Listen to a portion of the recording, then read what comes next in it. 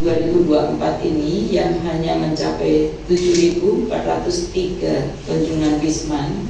Ini berarti terjadi penurunan dibandingkan dengan bulan Mei yang mencapai 11.323 kunjungan Wisman.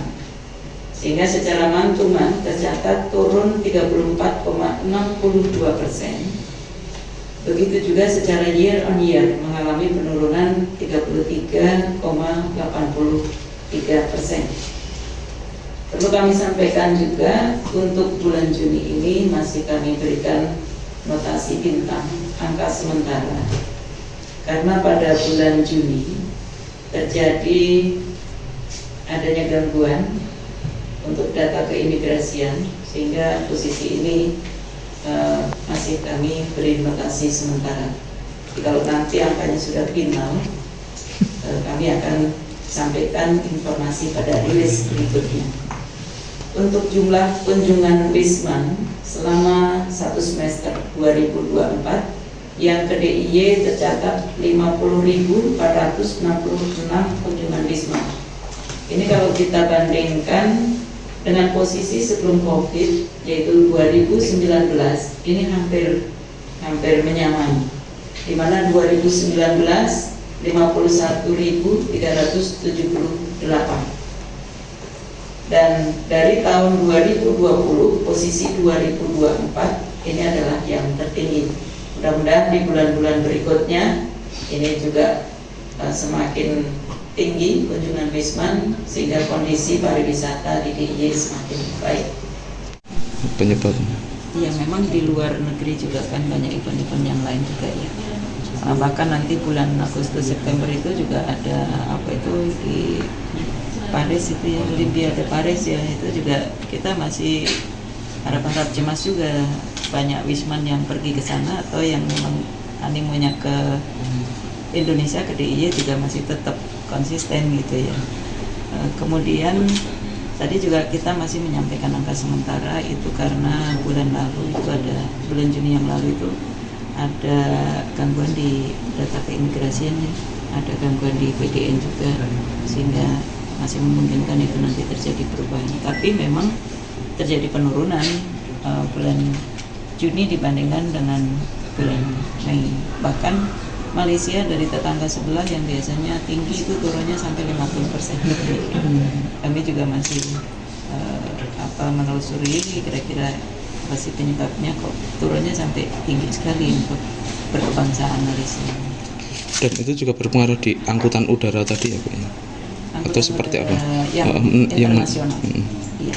Kalau yang domestik ya dari Indonesia. Ya, makasih. Di Juni 2024 ini kalau kita lihat menurut kebangsaan yang terbanyak adalah bangsaan Malaysia di mana mencapai 34,80%, tetapi ini kalau kita bandingkan perkembangannya dengan bulan lalu terjadi penurunan cukup tinggi 53,59%. Kemudian untuk kebangsaan yang tertinggi kedua adalah Singapura mencapai 25,07% dari total Wisman. Untuk Singapura ini selama Juni mengalami kenaikan dibandingkan Mei sebesar 30,06%. Dan yang ketiga adalah Tiongkok pada bulan Juni mengalami penurunan juga 18,21%. Kemudian kalau secara year on year baik kebangsaan Malaysia maupun Singapura sama-sama mengalami penurunan masing-masing 38,97% dan Singapura 31,69%, sedangkan untuk kebangsaan Tiongkok secara year on year mengalami kenaikan 28,28%. Kemudian kalau menurut kawasan yang tertinggi Wisman ke DIY adalah dari kawasan ASEAN, andilnya mencapai 65,28%. Yang kedua adalah kawasan Eropa, andilnya 15,84%, dan sisanya adalah atau yang ketiga adalah Asia selain ASEAN dengan andilnya 12,45%. Hotel baik berbintang maupun non bintang. Pada bulan Juni ini untuk TPK hotel bintang mengalami penurunan, turun 1,32 poin, yaitu dari 61,89 turun menjadi 60,57. Posisi ini juga lebih rendah dibandingkan Juni tahun yang lalu yang mencapai 65,64. Secara year on year, kondisi Juni 2024 ini juga turun sebesar 5,07%. Untuk TPK hotel non bintang secara mantuman juga mengalami penurunan, di mana turunnya 0,54 poin, tetapi secara year on year mengalami kenaikan 0,19 poin. Berikutnya untuk rata-rata lama menginap tamu di hotel bintang dan non bintang pada bulan Juni 2024 untuk rata-rata lama menginap tamu di hotel bintang hanya mencapai 1,50. Ini artinya turun 0,02 malam dibandingkan bulan Mei yang mencapai 1,52 malam. Untuk rata-rata lama menginap terlama pada kelas bintang terjadi pada hotel kelas bintang 5 dengan rata-rata lama menginap tamu sebesar 1,70 malam, terendah pada kelas bintang 1 dengan rata-rata 1,33 malam. Untuk hotel non bintang, rata-rata lama menginap tamu mengalami kenaikan sebaliknya ini. Jadi terjadi penerbangan domestik dan ada penumpang penerbangan internasional.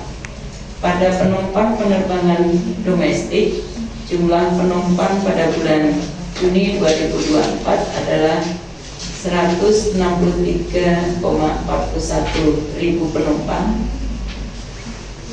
lebih rendah dibandingkan bulan sebelumnya yang mencapai 167,21 ribu penumpang, atau secara secara mantuman turun 2,27%. Begitu juga kalau kita bandingkan dengan posisi Juni tahun yang lalu yang mencapai 168,62 ribu penumpang. Ini artinya secara year on year turun 3,09%. Kemudian untuk penumpang penerbangan internasional pada bulan Juni ini sebesar 16,68 ribu penumpang. Ini juga lebih rendah dibandingkan bulan sebelumnya yang mencapai 18,87 ribu penumpang. Artinya secara mantuman mengalami penurunan 11,58%. Begitu juga secara year on year turun 18,75%. Mengalami deflasi secara gabungan Gunung Kidul dan Kota Yogyakarta memang tipis ya, deflasinya 0,03%. Tetapi kalau kita mencermati untuk inflasi year to date yang hanya 0,5 sekian gitu ya, itu memang relatif cukup rendah. Jadi kalau di beberapa kesempatan kami menyampaikan bahwa inflasi itu seperti tekanan darah. Kalau terlalu tinggi itu juga kurang kondusif untuk perekonomian, terlalu rendah juga sama kurang kondusif karena kurang menggairahkan investasi dan seterusnya.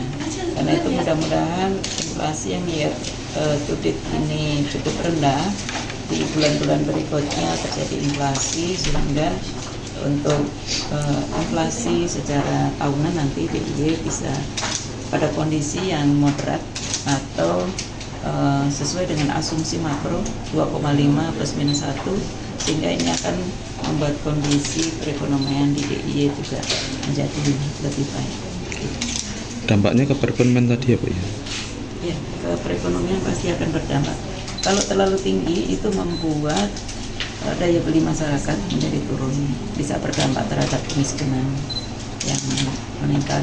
Sebaliknya kalau terlalu rendah itu investor menjadi kurang berminat karena untuk BEP atau mendapatkan margin yang memadai menjadi kurang menarik, karena kalau terlalu rendah menjadi kurang kondusif juga untuk perekonomian. Tapi kita masih punya waktu ya. Sekarang kan bulan Juli, masih punya waktu Agustus sampai dengan Desember dengan kondisi iklim dan mungkin kegiatan-kegiatan event-event yang biasanya menuju akhir tahun itu juga banyak event-event yang membutuhkan supply dari barang dan jasa. Ini mudah-mudahan bisa membuat kondisi inflasi yang membuat perekonomian DIY menjadi lebih baik. Bu, kenapa bawang merah andil Bu untuk deflasi Juli ini? Ya, jadi bawang merah itu memang andilnya cukup lumayan di dalam pembentuk inflasi, sedangkan penurunannya agak tajam karena memang dari bulan Mei itu sudah terjadi panen ya. Panennya sampai dengan sekarang sehingga harganya masih turun, dan memang fluktuatif bawang merah itu. Kalau lagi panen ya harga turun, ketika nanti nggak panen atau peceklik dari sisi bawangnya naik. Jadi memang siklusnya seperti itu. Kalau bawang